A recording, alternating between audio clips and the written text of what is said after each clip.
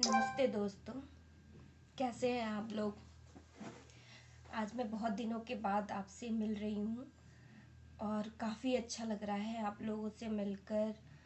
और आज जो है मैं बहुत ही बेहतरीन टॉपिक लेकर आई हूँ आपके साथ।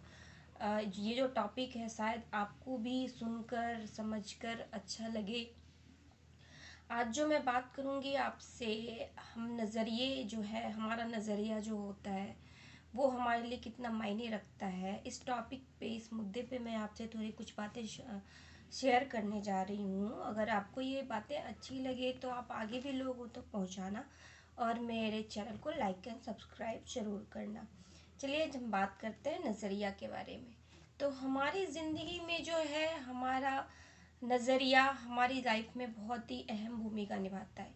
हमारी ज़िंदगी जो है, हमारा जो अंदरूनी शख्सियत होता है, हमारा नज़रिया हमें ऊपर उठाता है और हमारा ही नज़रिया हमें नीचे की ओर लेकर जाता है। हमारी ज़िंदगी की सबसे बड़ी जो खोज है वह इंसान जो है, बस सबसे बड़ी खोज है वो है हमारा नज़रिया। क्योंकि नज़रिया जो होता है इंसान को बदल कर अपनी ज़िंदगी को बेहतर बनाने का मौका देता है। मैं एक चीज़ बताना चाहूँगी कि अध्ययन के मुताबिक जो होता है 85% मौके पर किसी इंसान को नौकरी और तरक्की के लिए नज़रिए की वजह से मिलती है। जबकि अक्लमंदी या खास तथ्य यानी कि फैक्ट्स और आंकड़ों की जानकारी की वजह से केवल 15% मौक़ों पर ही मिलती है। लेकिन जो है हम क्या करते हैं, हमारा जो 15% का हिस्सेदारी होता है, जो हमारा अक्लमंदी या खास तथ्य होता है या शिक्षा पद का जो परसेंटेज होता है, उस पर हम ये अपनी शिक्षा की जो रकम होती है हम उन पे खर्च करते हैं। अंग्रेजी भाषा में हम कह सकते हैं कि हमारा नज़रिया क्या होता है, हमारा एटीट्यूड होता है। और जो है ये हमारा एटीट्यूड जो होता है ज़िंदगी के हर एक पहलू पे बहुत ही अच्छा असर डालता है। यहाँ तक कि जो है ये आदमी के जो होता है, चाहे वो निजी लाइफ हो, चाहे व्यावसायिक लाइफ हो, चाहे कोई भी लाइफ का पार्ट हो, उसमें एक नज़रिया जो है अच्छी बुनियाद बना के रखता है। हमारा नज़रिया, हमारा एटीट्यूड। चलिए मैं इसके बारे में एक आपको स्टोरी सुनाती हूँ। छोटा सा स्टोरी है जो मैंने जीत आपकी है वो बुक से मैंने थोड़ा सा पढ़ा और ये पढ़ के मुझे काफ़ी अच्छा लगा। तो मैंने सोचा ये आपके साथ भी शेयर करना चाहिए। तो चलिए मैं आपको स्टोरी सुनाती हूँ। अफ्रीका का एक किसान था, हाफिज़। वो अपनी ज़िंदगी में बहुत ही खुश और संतुष्ट था। हाफिज़ खुश इसलिए था क्योंकि वो संतुष्ट था, और वो संतुष्ट था इसलिए वो खुश था। बट एक दिन एक अक्लमंद आदमी उसके पास आया और उसने हाफिज को हीरो के महत्व और उनसे जुड़ी ताकत के बारे में बताया। उसने हफीज से कहा, अगर तुम्हारे पास अंगूठे जितना भी हीरा हो तो तुम पूरा शहर खरीद सकते हो, तुम बहुत बड़े अमीर आदमी बन सकते हो। वह आदमी इतना कहकर उसके पास से चला गया। उस रात हफीज सो नहीं सका क्योंकि उसके माइंड में, मस्तिष्क में वो पैसा, बड़ा और शहर खरीदने जैसी बातें उसके माइंड में चलने लगी। और उसकी जो सारी खुशी थी, उसकी सारी संतुष्टि थी, वो सारा खत्म हो चुका था एक ही रात में। दूसरे दिन सुबह होते ही हफीज ने अपने खेतों को बेचा और अपने परिवार की को देखभाल की जिम्मेदारी किसी को सौंपकर और वह हीरे की खोज में निकल पड़ा। पूरा अफ्रीका वो भटकता रहा पर उन्हें नहीं पा सका। उसने यूरोप में भी जाकर ढूंढा पर उसे भी वहां वह हीरा नहीं मिला। और स्पेन पहुंचते पहुंचते वह इतना थक चुका था, मानसिक शारीरिक रूप से, कि उसके अंदर इतनी ऊर्जा नहीं बची थी कि वह फिर से हीरे के लिए वो और जगह पे तलाश कर सके। यानी कि वो आर्थिक रूप से और शारीरिक रूप से काफ़ी कमज़ोर हो चुका था। अंत में उसने क्या किया, बार्सिलोना नदी के जो होता है उस नदी में जाकर उसने अपनी खुदकुशी कर ली। क्योंकि वो हीरा खोजते खोजते उसने अपने शारीरिक और मानसिक संतुष्टि, सारी चीज़, वो आर्थिक जो होता है सारा चीज़ उसने खो दिया था।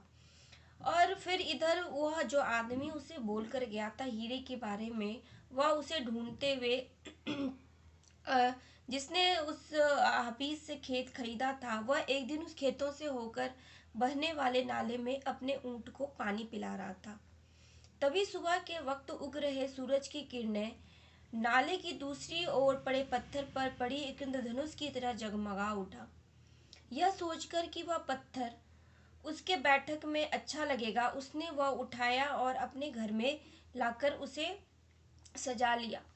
उसी दिन दोपहर में हाफिज को हीरो के बारे बताने वाला आदमी खेत के नए मालिक के पास आया और उसने जगमगाते हुए पत्थर को देखकर बोला, क्या हाफिज लौट आए हैं?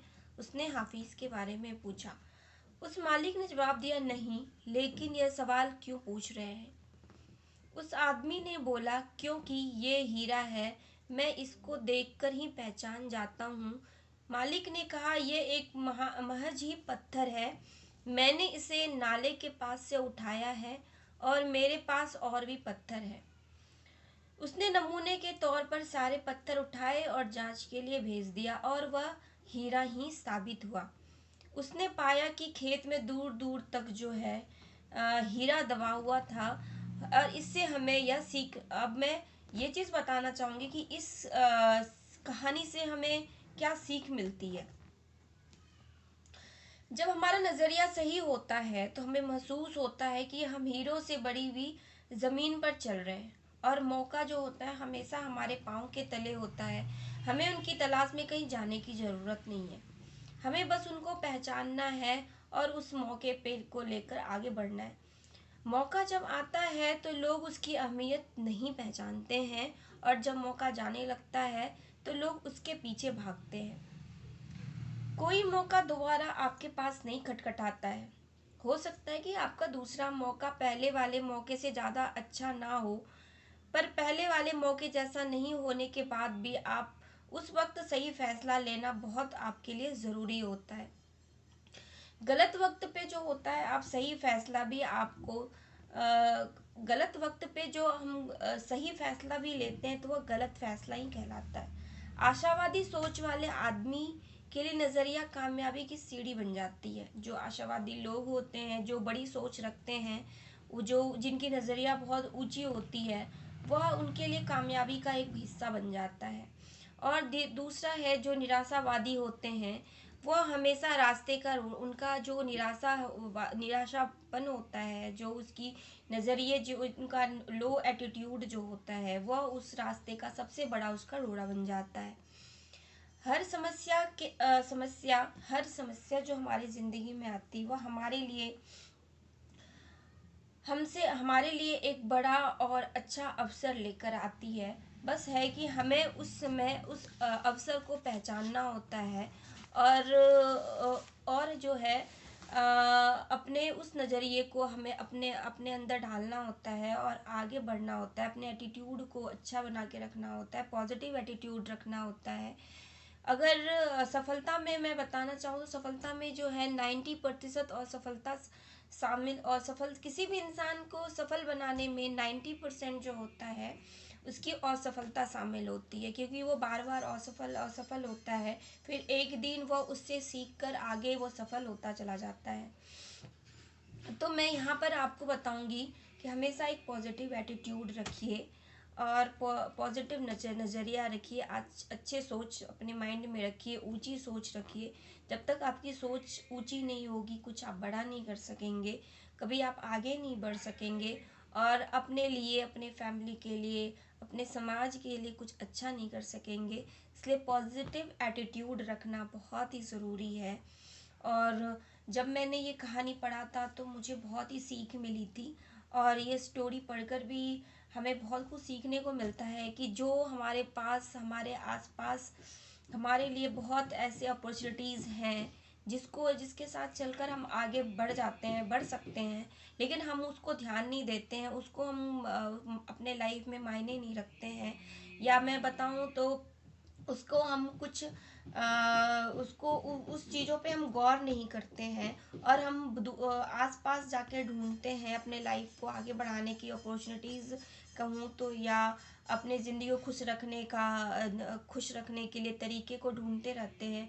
लेकिन हमें नहीं पता होता कि वो हमारे आसपास ही है, कहीं दूर जाने की ज़रूरत नहीं होती है। बस एक चीज़ की ज़रूरत है, अपने अंदर की सोच को हमें बदलना है, हमारे एटीट्यूड को बदलना है, एक पॉजिटिव एटीट्यूड रखकर काम करना है। चाहे आप जिस भी प्रोफेशन में हैं, चाहे घर पे ही हैं, या कोई भी आप काम कर रहे हैं, उस काम के लिए आपको पॉजिटिव एटीट्यूड रखना है। और सबसे पहले अपने बारे में एक अच्छी सोच रखना है कि आप कर सकते हैं, आपके पास जो अपॉर्चुनिटी है उसको आप लेकर आगे बढ़ सकते हैं, और अपने लाइफ में अपने लाइफ में कुछ अच्छा सीख कर अपने आप को एक बेहतरीन इंसान बना सकते हैं।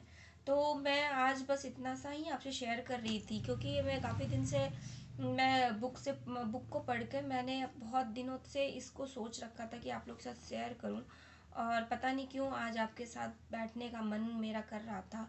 तो चलिए, आगे फिर मैं मिलूंगी कुछ अच्छी सोच, कुछ अच्छी बातों को लेकर। तो यहाँ तक था आज का हमारा नज़रिया एटीट्यूड, इसलिए अपना पॉजिटिव एटीट्यूड रखिए, आगे बढ़िए। Live happy, live young. Bye, नमस्ते, टाटा।